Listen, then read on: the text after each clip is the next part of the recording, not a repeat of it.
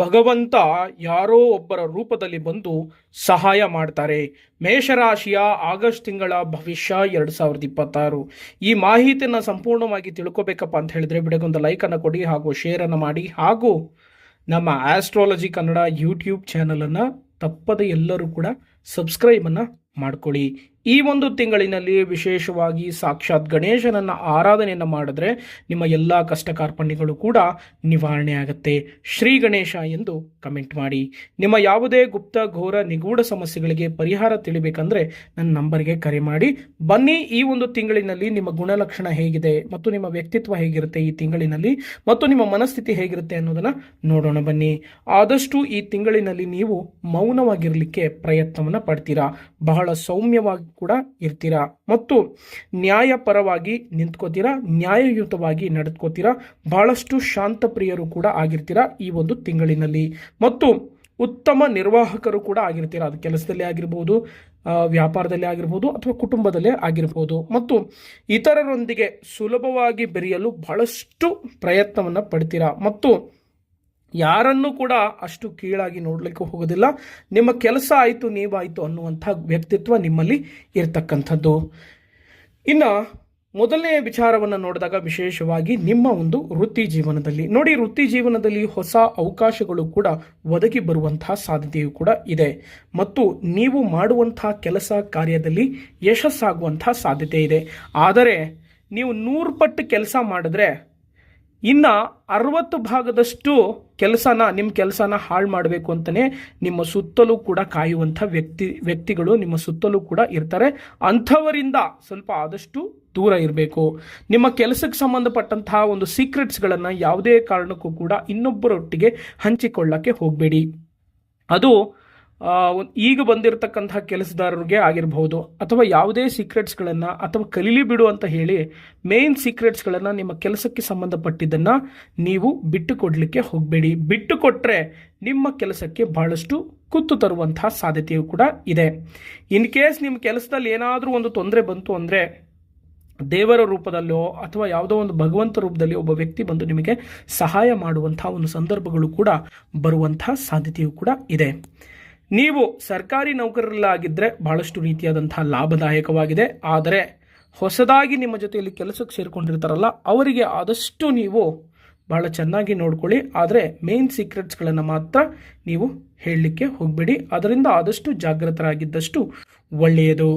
ಇನ್ನು ಮುಂದಿನ ವಿಚಾರಧಾರೆಯನ್ನು ನೋಡೋಣ ಬನ್ನಿ. ವಿಶೇಷವಾಗಿ ನಿಮ್ಮ ಆರ್ಥಿಕ ಸ್ಥಿತಿಗತಿಗಳು ನೋಡಿ, ಶೇಕಡ 100ರಷ್ಟು ಆದಾಯ ಬಂದರೆ ಶೇಕಡ 60ರಷ್ಟು ಬರೀ ಖರ್ಚೆ ಮಾಡ್ತಾ ಇರ್ತೀರ ನೀವು.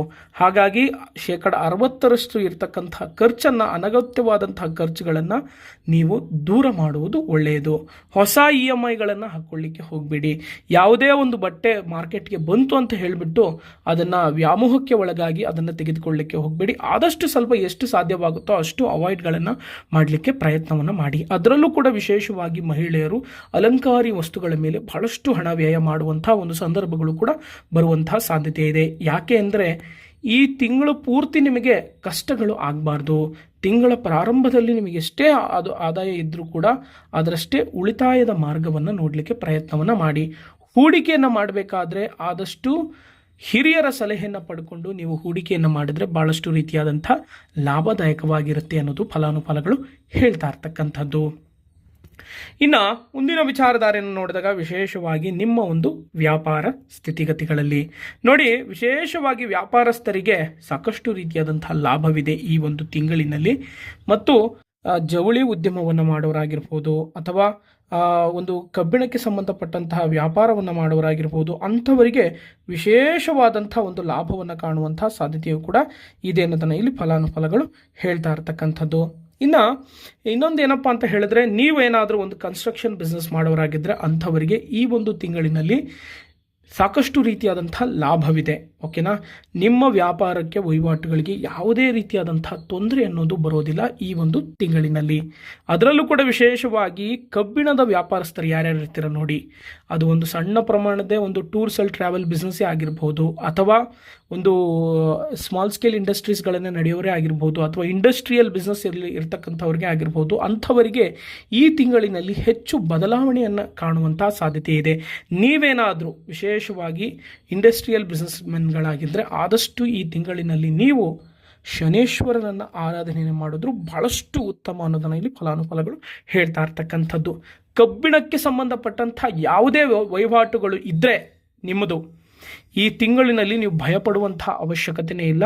ನಿಮ್ಮ ಬಿಸ್ನೆಸ್ಸು ದೊಡ್ಡ ಪ್ರಮಾಣದಲ್ಲಿ ಏಳಿಗೆ ಆಗುವಂಥ ಸಾಧ್ಯತೆಯೂ ಕೂಡ ಇದೆ ಅನ್ನೋದನ್ನು ಇಲ್ಲಿ ಫಲಾನುಫಲಗಳು ಹೇಳ್ತಾ ಇರ್ತಕ್ಕಂಥದ್ದು. ಮತ್ತು ಇನ್ನೊಂದೇನಪ್ಪ ಅಂತ ಹೇಳಿದ್ರೆ, ನೀವು ನಾನು ಆವಾಗಲೇ ಹೇಳಿದಂಗೆ ಟ್ರಾವೆಲ್ಸ್ ಬಿಸ್ನೆಸ್ ಮಾಡೋರಾಗಿದ್ದರೆ ಅಂಥವರು ಕೂಡ ಅಷ್ಟೇ ಆದಷ್ಟು ಹನುಮಂತನನ್ನ ಮೂರ್ತಿಯನ್ನು ಇಟ್ಟು ನೀವು ಅಥವಾ ಹನುಮಂತನನ್ನು ಆರಾಧನೆಯನ್ನು ಮಾಡಿಕೊಂಡು ವಾಹನ ಚಲಾವಣೆಯನ್ನು ಮಾಡಿದ್ರೆ ನಿಮ್ಮ ವಾಹನದ ಬಿಸ್ನೆಸ್ಸಲ್ಲಿ ಸಾಕಷ್ಟು ರೀತಿಯಾದಂಥ ಲಾಭವನ್ನು ಗಳಿಸುವಂಥ ಸಾಧ್ಯತೆಯೂ ಕೂಡ ಇದೆ ಅನ್ನೋದನ್ನು ಇಲ್ಲಿ ಫಲಾನುಫಲಗಳು ಹೇಳ್ತಾ ಇರ್ತಕ್ಕಂಥದ್ದು. ಅದರಲ್ಲಿ ಯಾವುದೇ ರೀತಿಯಾದಂತಹ ತೊಂದರೆ ಇಲ್ಲ. ಅಥವಾ ನೀವೇನಾದರೂ ಒಂದು ಸರ್ವಿಸ್ ಬೇಸ್ಡ್ ಬಿಸ್ನೆಸ್ಗಳನ್ನು ಮಾಡ್ತಾ ಇದ್ದೀರಪ್ಪ ಅಂತ ಹೇಳಿದ್ರೆ ನಿಮ್ಮ ಕಚೇರಿಯಲ್ಲಿ ಓಡುವಂತಹ ಒಂದು ಕುದುರೆಯನ್ನು ಇಟ್ಟುಕೊಂಡ್ರೆ ನಿಮ್ಮ ವ್ಯಾಪಾರ ವಹಿವಾಟುಗಳು ಸಾಕಷ್ಟು ರೀತಿಯಲ್ಲಿ ದೊಡ್ಡ ಪ್ರಮಾಣದಲ್ಲಿ ಲಾಭವಾಗುತ್ತೆ. ನಿಮ್ಮ ಡಿಸಿಷನ್ ಮೇಕಿಂಗ್ ಏನಿರುತ್ತಲ್ಲ ಅದು ಉತ್ತಮವಾಗಿ ನೆರವೇರುವಂತಹ ಸಾಧ್ಯತೆಯೂ ಕೂಡ ಇದೆ ಅನ್ನೋದನ್ನು ಇಲ್ಲಿ ಫಲಾನುಫಲಗಳು ಹೇಳ್ತಾ ಇರ್ತಕ್ಕಂಥದ್ದು. ತಿಂಗಳ ಪ್ರಾರಂಭದಿಂದ ಹಿಡಿದು ತಿಂಗಳ ಅಂತ್ಯದವರೆಗೂ ನಿಮಗೆ ಲಾಭದಾಯಕವಾಗಿದೆ. ಆದರೆ ತಿಂಗಳ ಅಂತ್ಯದಲ್ಲಿ ನಾನಾ ರೀತಿಯಲ್ಲಿ ನಿಮ್ಮ ವ್ಯಾಪಾರಕ್ಕೆ ಸಮಸ್ಯೆಯನ್ನು ಮಾಡಲಿಕ್ಕೆ ಅಂತಲೇ ಇರ್ತಾರೆ. ನೀವು ಮಾಡುವಂಥ ನಿರ್ಧಾರದಲ್ಲಿ ಆದಷ್ಟು ಎಚ್ಚರಿಕೆಯಿಂದ ಇರಬೇಕು ಅನ್ನೋದು ಫಲಾನುಫಲಗಳು ಹೇಳ್ತಾ ಇರ್ತಕ್ಕಂಥದ್ದು. ಇನ್ನು ಕೌಟುಂಬಿಕ ಜೀವನವನ್ನು ನೋಡಿದಾಗ ನೋಡಿ, ಕೌಟುಂಬಿಕ ಜೀವನದಲ್ಲಿ ಸಾಕಷ್ಟು ರೀತಿಯಾದಂಥ ಸುಖ, ಶಾಂತಿ, ನೆಮ್ಮದಿದಾಯಕವಾಗಿರುತ್ತದೆ. ಉತ್ತಮ ಬಾಂಧವ್ಯ ಅನ್ನೋದು ಇರುತ್ತೆ. ಯಾವುದೇ ರೀತಿಯಾದಂತಹ ತೊಂದರೆ ಇಲ್ಲ. ಆದಷ್ಟು ನೀವು ಗಂಡ ಹೆಂಡತಿ ಏನಾದರೂ ಸಮಸ್ಯೆಗಳು ಹೆಚ್ಚಿಗೆ ಆಗ್ತಾ ಇದೆಯಪ್ಪ ಅಂತ ಹೇಳಿದ್ರೆ ವಿಶೇಷವಾಗಿ ನೀವು ಪ್ರತಿ ಶನಿವಾರ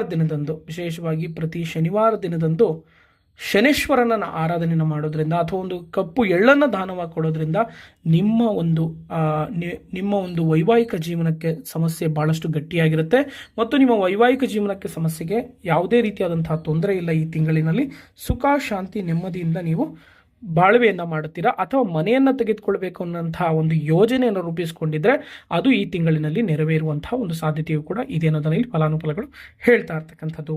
ಇನ್ನು ಮುಂದಿನ ವಿಚಾರಧಾರೆಯನ್ನು ನೋಡಿದಾಗ ವಿಶೇಷವಾಗಿ ಆರೋಗ್ಯದಲ್ಲಿ ಆದಷ್ಟು ಮಾನಸಿಕ ಒತ್ತಡವು ಕೂಡ ಹೆಚ್ಚಾಗುವಂತಹ ಸಾಧ್ಯತೆ ಇದೆ.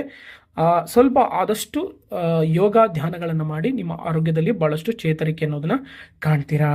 ಇನ್ನು ಮುಂದಿನ ವಿಚಾರಧಾರೆಯನ್ನು ನೋಡಿದಾಗ ವಿಶೇಷವಾಗಿ ಪ್ರೇಮ ಜೀವನ ನೋಡಿ, ಪ್ರೇಮ ಜೀವನದಲ್ಲಿ ಆದಷ್ಟು ಸಣ್ಣ ಪುಟ್ಟ ತಪ್ಪುಗಳನ್ನು ನೀವು ಅವಾಯ್ಡ್ ಮಾಡೋದು ಒಳ್ಳೆಯದು. ಅಥವಾ ನಿಮ್ಮ ಪ್ರೇಯಸಿ ಮೇಲೆ ಇರುವಂಥ ಒಂದು ಈಗೋ ನೀವೇ ಕಡಿಮೆ ಮಾಡಿಕೊಂಡು ಅಷ್ಟು ನಿಮಗೆ ಬಹಳಷ್ಟು ಒಳ್ಳೆಯದು.